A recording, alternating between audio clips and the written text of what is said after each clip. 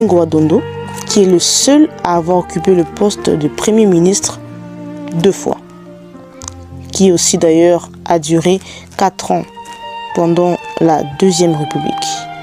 Et ce qui est très important, c'est que Judith Suminwa est la première femme à occuper la place de chef de gouvernement en République démocratique du Congo depuis le 1er avril 2024. Et ce n'était pas un poisson d'avril.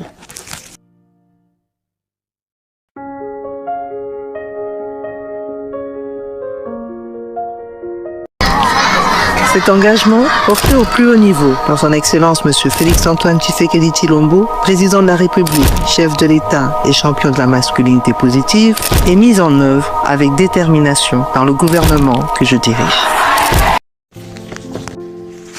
Née le 19 octobre 1967 en République démocratique du Congo, Judith Suminwa est une économiste en formation spécialisée dans les politiques de développement et de la gestion publique.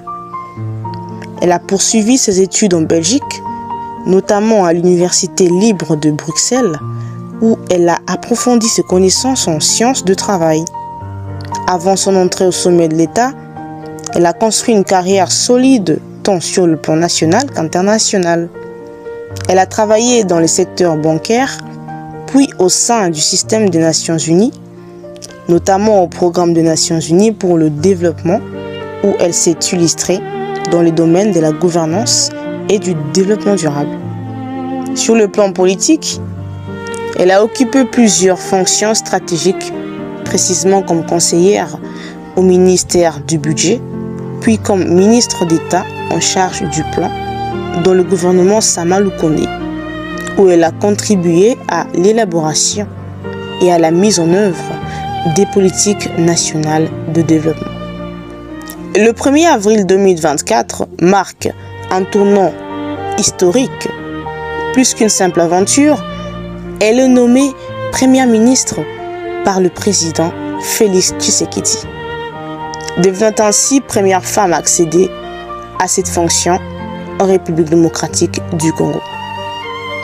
À la tête du gouvernement, Judith Suminwa incarne gouvernance axée sur la rigueur, la planification stratégique, la recherche des solutions durables aux défis économiques et sécuritaires du pays.